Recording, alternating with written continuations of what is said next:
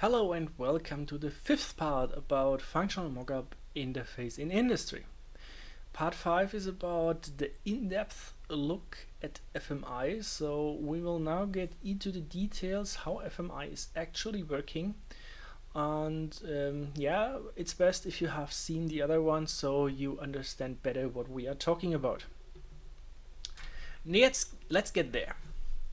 So the general structure of such an FMI or FMU is we have in fact a zip folder which is just renamed to .fmu. Nothing fancy. On the right side we start building such a FMU, how you can think of it. What is there is first a manifest file. This is an XML file that describes what this model is about, who created it, and so on and so on and so on.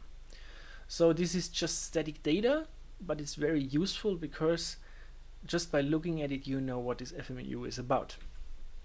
Then there is a folder inside this FMU called binaries, where every precompiled library, you remember, you can have shared objects and DLLs, is located. There are predefined folders within this binaries folder that you have to stick to. For example, x86 minus Linux is the 32 bits Linux implementation, and inside that there must be then the switch on delay.so file, which is named exactly as the FMU, or more precisely as the FMU's internal name. And then if you are on exactly that machine, your simulation environment will look, oh, this binary is already precompiled, I can use that, fine, we use that. If there is no binary available, there is a folder called sources, and inside this all the implementation sources are or can be located that are to be compiled. There must be also some build instruction in machine readable form so that any compiler or any simulation environment can start the compiler accordingly and build such a library. Then there is the resources folder. The resources folder allows to ship arbitrary data like binary data or whatever with the FMU. This can be, for example, some I don't know, some big table that you use for a lookup table initialization or something like this.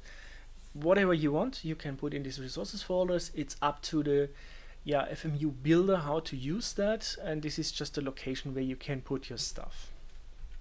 Then there are some folders like documentation and terminals and icons that are about human interaction. So each FMU should have a human readable documentation embedded. There should also be a license in this documentation folder, how this FMU might be used or might not be used.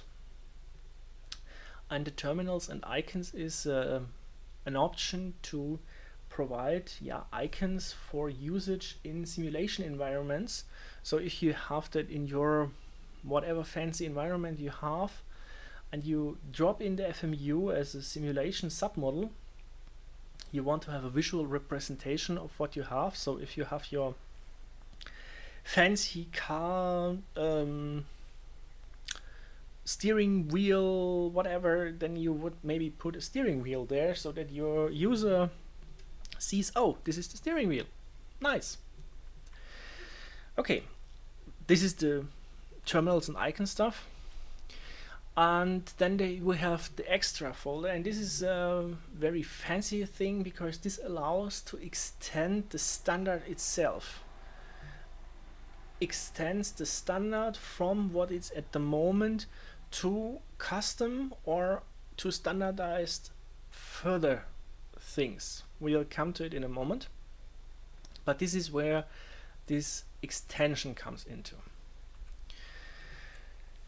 Now let's look at the manifest, because this is the first thing that comes into mind if you think how an FMI is to be read. And this XML file must be well defined because it must be machine readable, and each importer will read this file first for sure.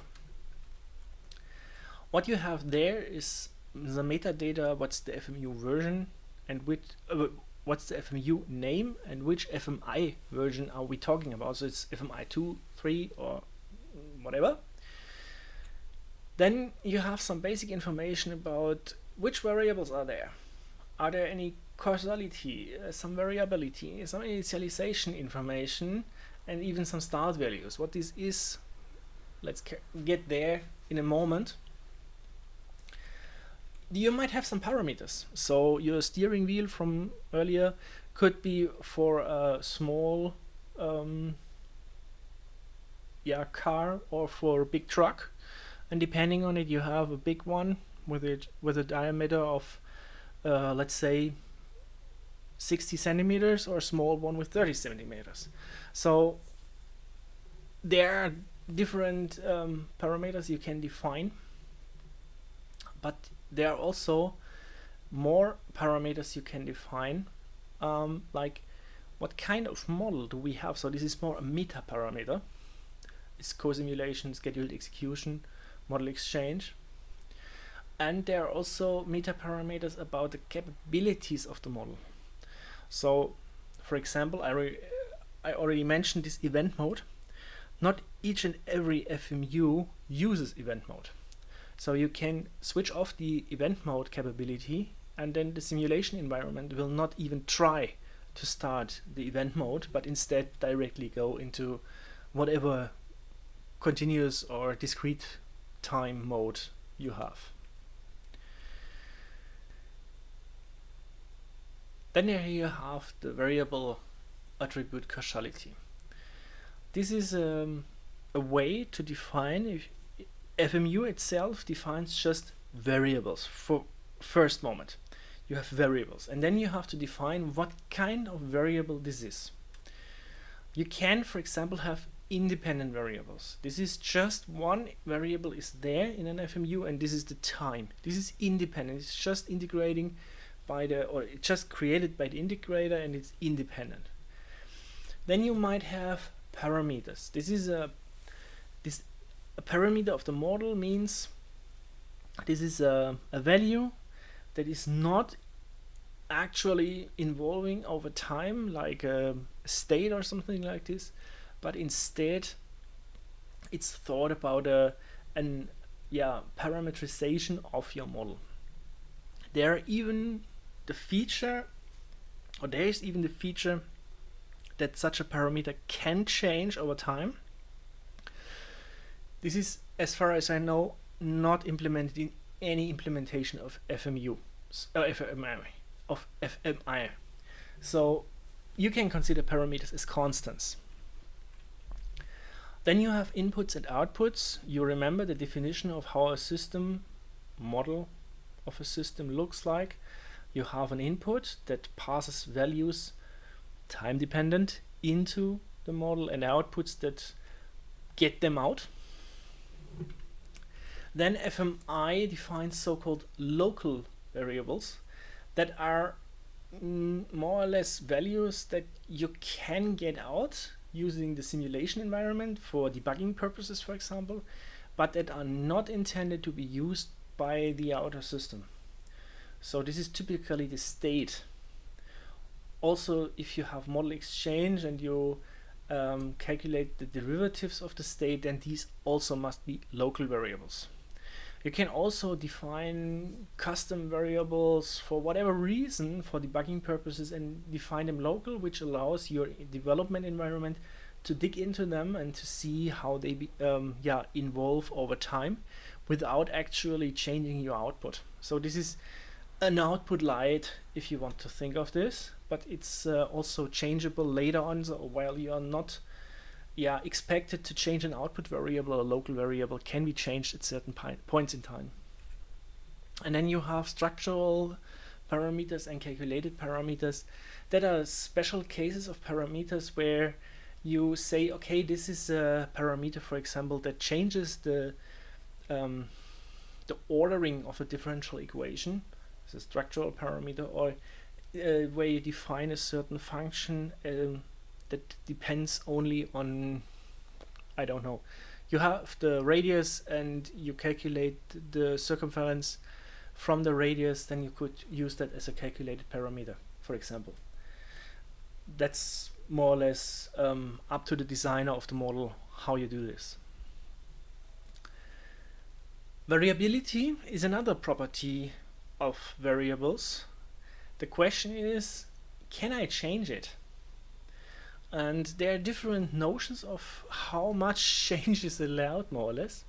You can say, okay, a variable is constant, it's fixed, nothing, if it's constant, it is fixed for all times and nobody will be able to change it. Then there are fixed variables.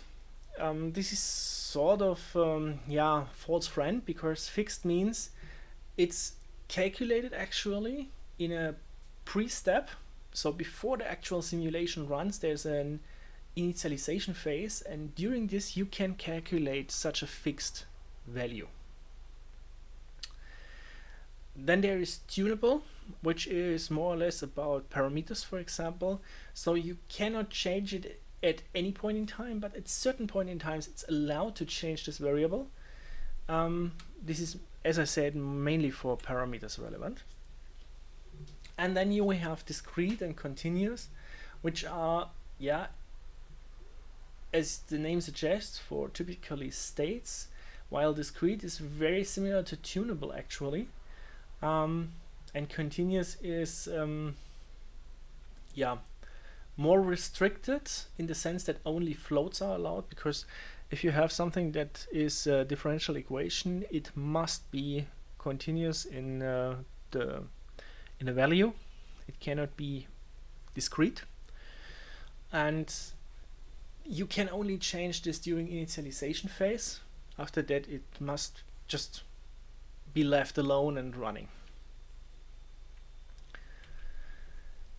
And then there is the question, when and how is it going to be initialized?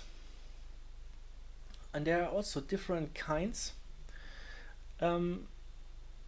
of attributes allowed, and one is you don't put it at all. So this is only allowed for computed and independent variables. Then there is the value that it's initialized exactly, so it's called exact. Exact means that at the beginning of the simulation we know the value. This is sort of similar to constant and fixed, but the point is we say just trust me, I know this value is whatever.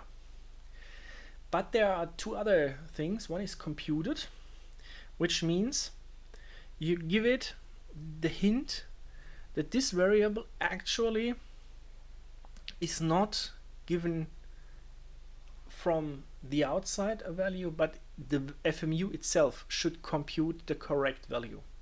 For example, in outputs, this is typically computed. And then we have the last one, which is approx. Approx means you have some variable that comes from an algebraic loop. Algebraic loops are a problem in simulation where you cannot give correct initial values for the complete system, because you have, as the name suggests, a loop that you must fulfill, an algebraic equation that must be fulfilled, so that the initial conditions cannot be chosen arbitrary, but must fulfill this equation. And FMU addresses this by this approx. This allows the simulation environment to do a Newton approach, a Newton algorithm, to solve, given some starting point, to solve the initial conditions at best possible, more or less. This is also, I would say, rather niche. It happens only if you have such algebraic loops that you try to avoid at all cost, but it can happen, and this is just one use case where you need this. So what is this about? in general, there are different notions when, what, and how a variable can be changed, and when, how it is initialized. And some combinations are useful and some are not. From some you think, okay, they are the same notion, but they're in fact not. And I would advise you to go to the FMI 3 standard to have a look there. It's rather clearly written if you want to have the details, because it's not too trivial.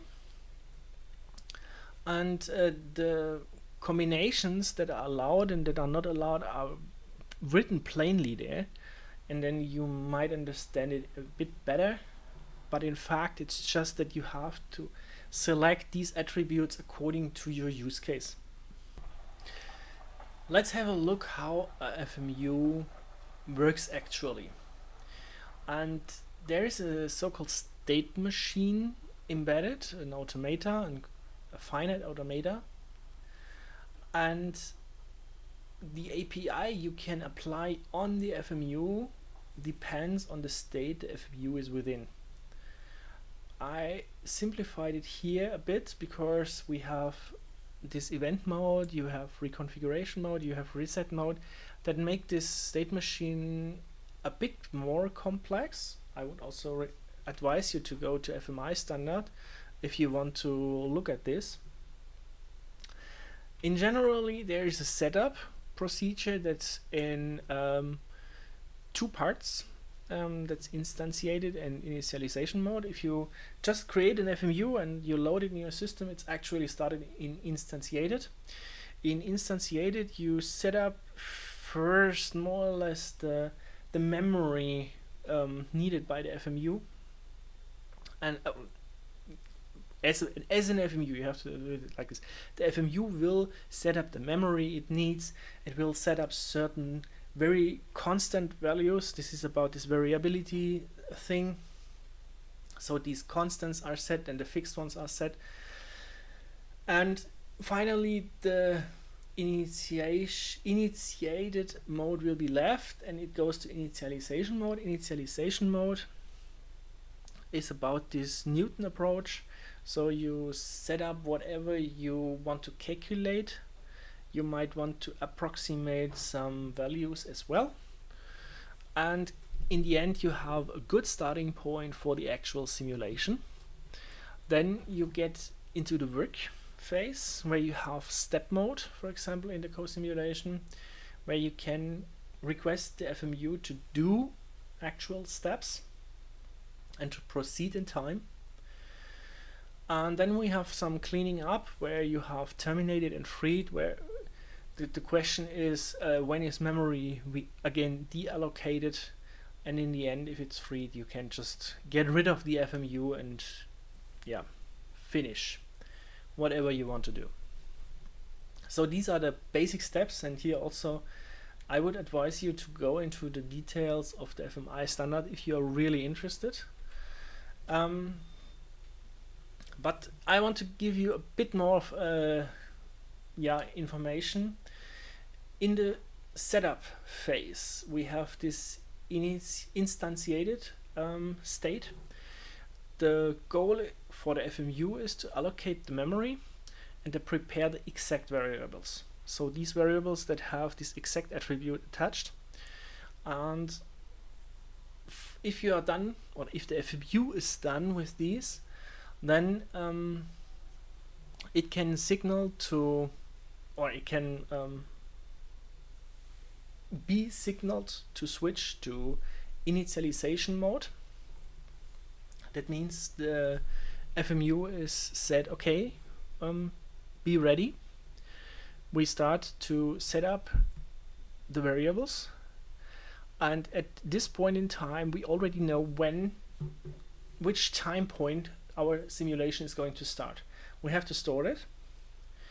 And initialization means now we propagate the outputs to inputs.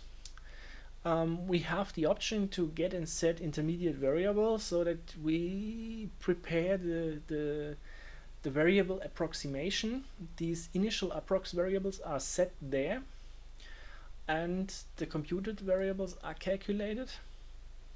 And the simulation environment now could start to run such a Newton approach.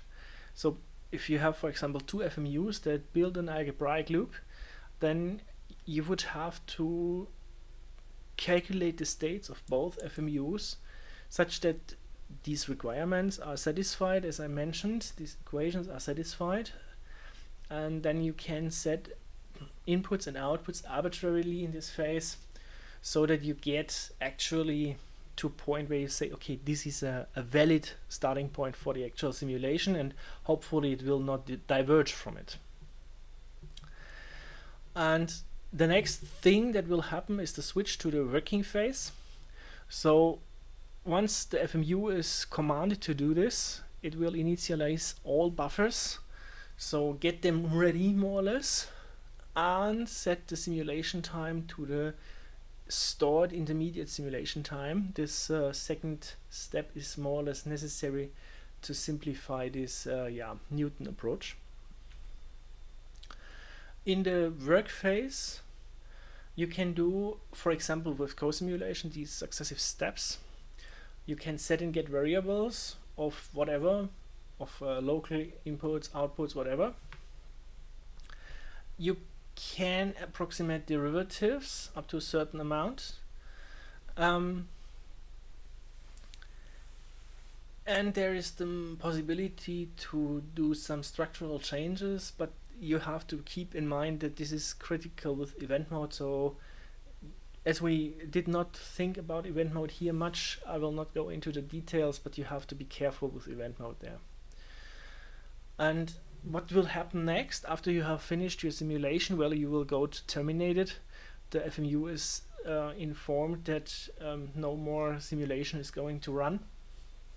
So this will stop the FMU. It can free some memory, it can drop some values, and from there in the cleanup you can, while in terminated, you can still get the values of the terminal simulation result. Once you go into freed, you drop even them, so the FMU is no longer readable in that sense. One excursus I want to give you here is about super dense time. FMU uses so-called super dense time to represent the time. What is this about? FMU supports hybrid systems. You have these events and continuous time in parallel. And there is the problem that if you have an event at a certain point in time, you must distinguish before and after the event.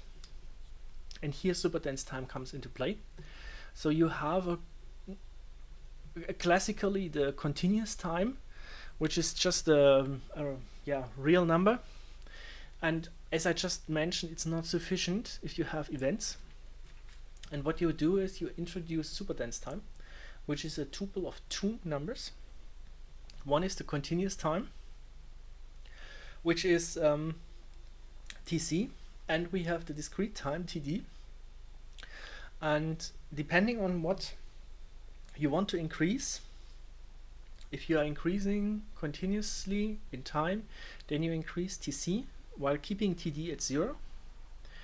And if at some point you switch to event mode and an event happens, then you are still at the same continuous time TC, but you increase the number TD, which is just an integer or natural number in this case, and start increasing it. So you have more or less the same time multiple, this timestamp, continuous timestamp multiple times. You index them, and once multiple events have happened and continuous mode continues, well, then TC starts again and TD is reset to 0, so that you're not stacking the TDs, but instead you are always starting at 0 with the first event, and every event adds 1 to the TD, and once continuous starts again, then TD is reset. This super dense time is mainly for the mathematical guys, so you don't have to use it in your day-to-day work, but it's useful if you have understood this. Okay. Another X-course, layered standards. I already mentioned there's this extra folder. And what is this about? The FMI standard itself covers only a basic structure. So we have basic features, basic functions that you can do and you can create. There's also an implementer's guide that helps to implement stuff as how to use an FMI. But this is only of explanation value.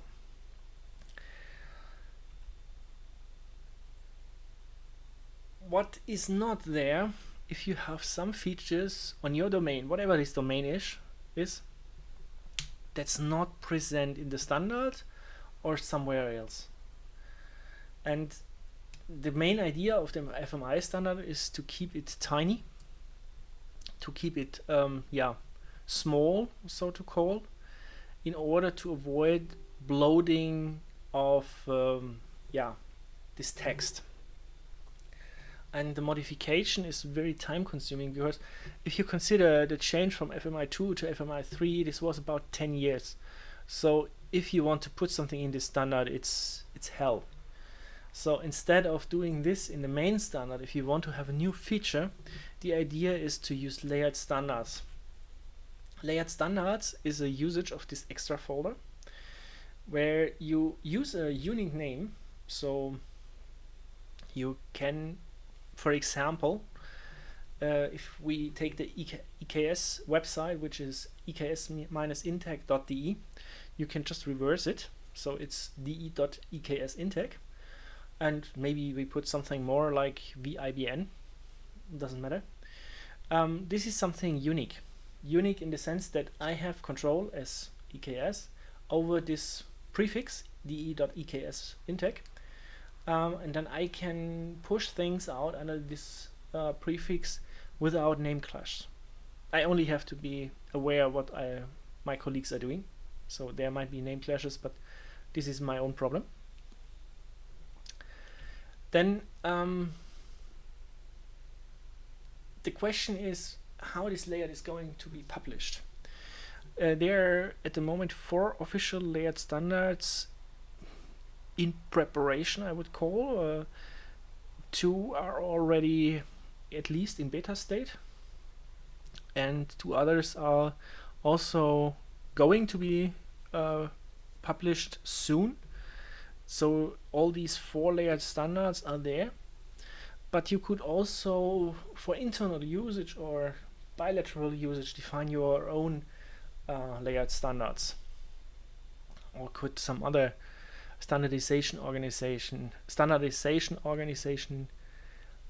be asked or ask someone to define this for you. So you are free to do that, and these layered standards allow you to extend the standard. You can put there in this folder whatever you like, whatever your layered standard asks of you. This could be static data like an XML file, this could be like binary files, this could be, think of whatever you want. So this is up to you. The only thing that any layered standard must stick to is the FMU itself must be still usable. So it's no possibility to remove a feature. It's only the possibility to add new features. This is the only restriction about layered standards that you must stick to. Okay, FMI, especially 3, has a lot to think of. Events, clocks, structural reconfiguration, intermediate updates, units, variable types, terminals, experiments, and so on and so on and so on. I'm not able to cover all these. I'm not able to express them all. If there are concrete wishes, we can look at this, and eventually we can have another session, another video about them. Leave in the comments if there is anything. Apart from that, I'll not go into them, but instead go on the next topics on the agenda. Yeah, that was the FMI in depth so far. So the next video in this series is about FMI and implementation, and I hope you will look at this as well and you find them useful. Thanks for watching and see you soon.